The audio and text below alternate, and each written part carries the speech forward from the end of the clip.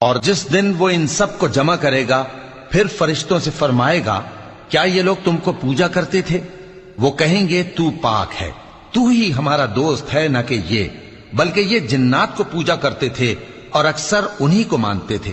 तो आज तुम में से कोई किसी को नफा और नुकसान पहुंचाने का इख्तियार नहीं रखता, और हम जालिमों से कहेंगे कि अब दोजख के अजाब का, जिसको तुम झूठ समझते थे, मजा चखो। और जब उनको हमारी रोशन आयतें पढ़कर सुनाई जाती हैं तो कहते हैं, ये एक ऐसा शख्स है जो चाहता है कि जिन चीजों की तुम्हारे बाप दादा परस्तिश किया करते थे उनसे तुमको रोक दे।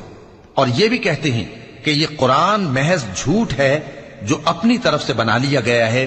और काफिरों के पास जब हक आया तो उसके बारे में कहने लगे कि ये तो खुला जादू है।